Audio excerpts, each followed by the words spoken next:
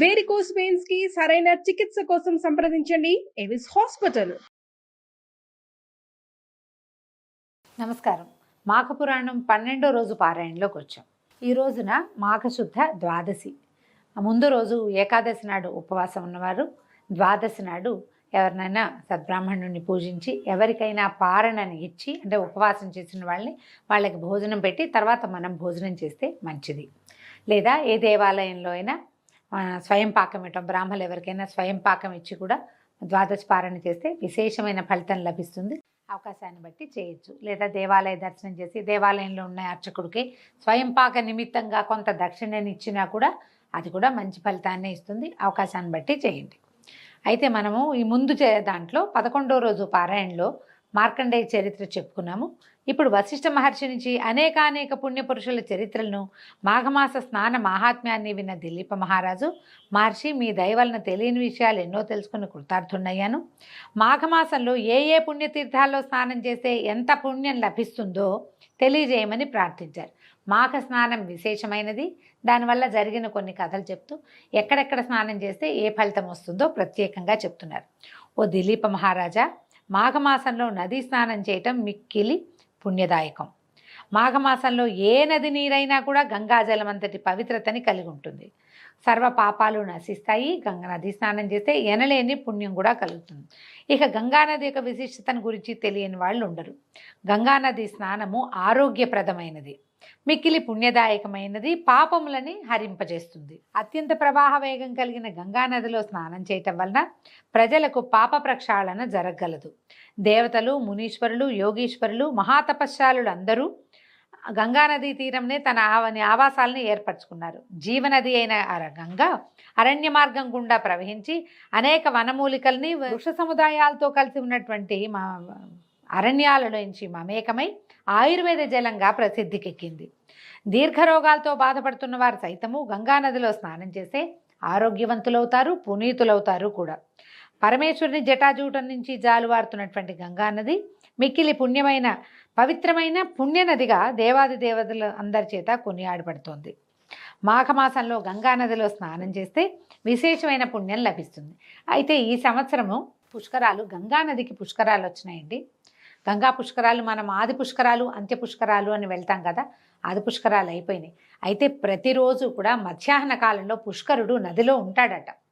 కాబట్టి ఒకవేళ ఎవరికైనా అవకాశం లభిస్తే గంగా నదిలో మధ్యాహ్న వేళ కనుక స్నానం చేస్తే, నదీ స్నానము మంచిది, మధ్యాహ్న స్నానం చేస్తే గంగా పుష్కర స్నాన ఫలితం కూడా లభిస్తుంది.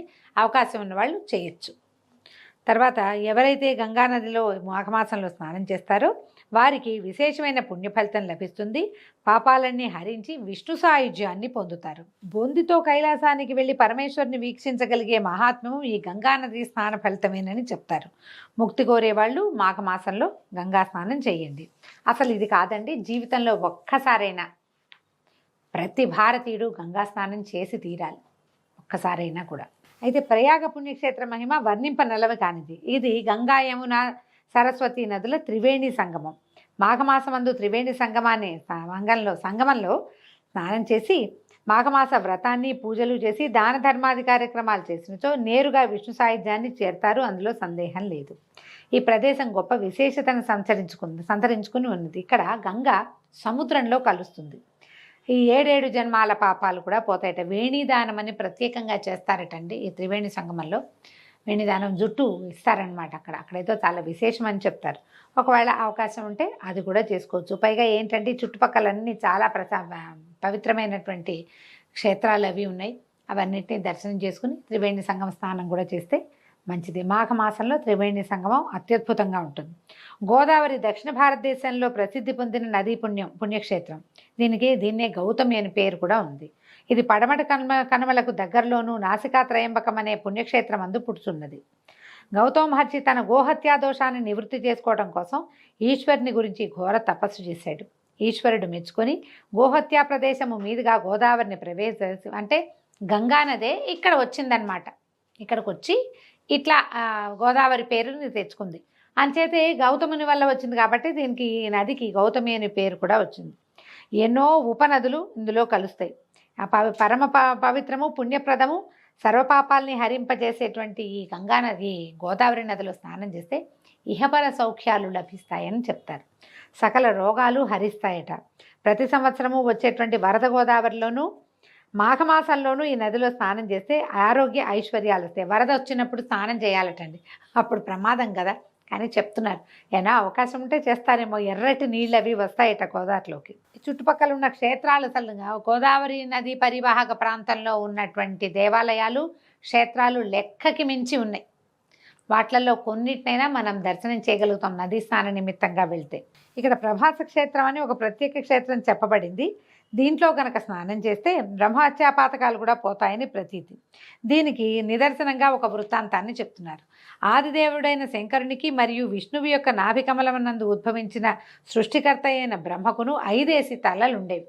శంకరుడికి 5 తలలున్నాయట, బ్రహ్మకి 5 తలలున్నాయి. అంచేత వారిద్దరిని పంచముఖేశ్వరులని, పంచముఖ బ్రహ్మయని పేరుతో పిలిచేవాళ్ళు. అయితే ఒకనాడు ఈశ్వరునికి బ్రహ్మకి వాగ్వాదం జరిగిందట. నాకు 5 తలలున్నాయి కాబట్టి నేను గొప్పవాణ్ణి, నాకు 5 ఉన్నాయి కాబట్టి నేనే గొప్పవాణ్ణి అని ఇలా వాదించుకున్నారు. చిలికి చిలికి గాలివానయ్యి చివరికి ఘోర యుద్ధానికి పాల్పడ్డారు. అయితే కొన్ని కథల్లో చెప్తారు, శంకరుడు కోపం ఉంచుకోలేక తన గోటితోటి 5వ తలని గిల్లేశాడని, మన కథలో మాత్రం త్రిశూలంతో 5వ తలని తీసేశాడని చెప్పబడుతోంది. ఎప్పుడైతే ఆ తల అని తీయబడిందో 5వ తల ఉత్తరించబడేసరికి మన బ్రహ్మగారు చతుర్ముఖ బ్రహ్మ అయ్యాడు. శివునికి మాత్రం బ్రహ్మహత్యా పాతకం చుట్టుకుంది. ఇదే చెప్పుకుంటాం మనం, పరమేశ్వరుడి బ్రహ్మహత్యా పాతకం ఎట్లా పోయింది అనే కథకి బ్రహ్మదేవుడి తలనే ఆయన గిల్లేశాడని, గోరుతో తీసేశాడని ఒక చోట, త్రిశూలంతో సంహరించాడు, ఆయన తీసేశాడు, సంహారం చేశాడు అని ఇంకొక చోట చెప్తారు. ఈ బ్రహ్మహత్యా దోషాన్ని అంటించుకున్నటువంటి పరమేశ్వరుడు ఈ దోషం ఎట్లా నివారణ అవుతుందో, ఎలా పోతుందో అని ఆలోచిస్తూ బ్రహ్మతలని చేతపట్టుకుని ముల్లోకాలు తిరిగాడట. ఈ తల తిరుగుతూ ఉంటే శివుని చేతిలో ఉన్నటువంటి తల ఎండి కపాలంగా మారిపోయింది. శివుణ్ణి ఎవరూ ఆదరించలేదట. ఆ కపాలంతో భిక్షను స్వీకరిస్తూ భూలోకానికి చేరుకున్నాడు. ఈ పరమేశ్వరుడు అత్యంత తేజోమయ సౌందర్యవంతుడు, మిక్కిలి అందగాడు. ఆయన ముగ్ధమోహన స్వరూపాన్ని చూసి చెలించని స్త్రీలు ఉండడం అంటంలో అతిశయోక్తే లేదు. భూలోకంలో భిక్షాందేహి అని శివుడట్లు భిక్షాటన చేస్తుంటే భిక్ష వేసే స్త్రీలంతా అతని సౌందర్యానికి లోబడి ఆదమర్చిపోయేవారు. అయితే ఏమైందట, చిత్రమైన గాథ చెప్తున్నారండి. ఇలా స్త్రీలంతా ఈ జగన్మోహనాకారుడైన శివునికి వశమైపోతుంటే మునులు, ఋషీశ్వరులు వీళ్ళంతా చాలా కోపం వచ్చిందట. ఎవరి భిక్షుకుడు మా భార్యల్ని సైతం వశపరుచుకున్నారు, ఇతని పురుషత్వం నశించుగాక అని శపించారట. అంతే భిక్షాటన చేస్తున్నటువంటి పరమేశ్వరుని యొక్క లింగము కింద పడిపోయిందట. అసలే బ్రహ్మహత్యా దోషంతో దురపిల్లుతున్నటువంటి పరమేశ్వరుడు చేయునది లేక లింగమందే ఐక్యమైపోయాడు. శివుడు లింగాకారంలో ఐక్యమవటంతో దానికి ఎనలేని తేజస్సు వచ్చి మిక్కిలి కాంతివంతంగా ప్రకాశించడం మొదలుపెట్టింది. అమిత తేజోవంతంగా ప్రకాశిస్తున్నటువంటి ఆ లింగాన్ని, దాని భయంకర తేజస్సును చూడలేక బ్రహ్మ విష్ణువులు ఏతించి పరమేశ్వరుని ఓదార్చి ప్రయాగ క్షేత్రానికి తీసుకొచ్చి స్నానదాన ధర్మాది కృత్యములను గావించి అతని బ్రహ్మహత్యాపాతకాన్ని పోగొట్టి భూలోకమునందరి భక్తులందరూ లింగాకారం నందు ఐక్యమైన పరమేశ్వరునే పూజించి కైవల్య ప్రాప్తిని పొందవలనని శాసించారు. విచిత్రమైన గాథ చెప్తున్నారు కదా. ఇలాంటి గాథలు కూడా ఉంటాయండి, కొన్ని పురాణాల్లో ప్రత్యేకంగా కనిపిస్తాయి. ఇదేదో అంటే ప్రక్షిప్తంగా ఏం భావించక్కర్లా, రకరకాల గాథలు ప్రాచుర్యంలో ఉన్నాయి, ప్రచారంలో ఉన్నాయి. అందులో ఇదొక గాథ అన్నమాట. పరమేశ్వరుని శక్తి అంతా లింగం నందు ఉండటం వల్లే మనం లింగ పూజే చేస్తాం.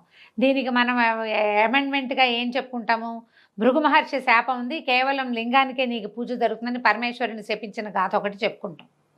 అప్పటి నుంచే లింగ పూజ జరుగుతోంది అని, దానికి ముందు కూడా ఇలాంటిది ఒకటి జరిగిందని ఒక ఇది చెప్తున్నారనమాట.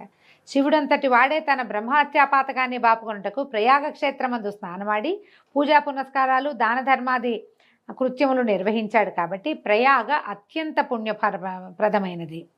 ఇక్కడ త్రివేణి సంగమం అందు స్నానం చేస్తే సర్వపాపములు హరించుకుపోవునంటానికి పై వృత్తాంతమే నిదర్శనము. ఈ ప్రయాగ క్షేత్రంలో స్నానం చేస్తే అత్యద్భుతమైన ఫలితాన్ని ఇస్తుందని చెప్పడం కోసమే ఈ పరమేశ్వరిని ఈ లింగధారణ గాథని గురించి చెప్తున్నారండి.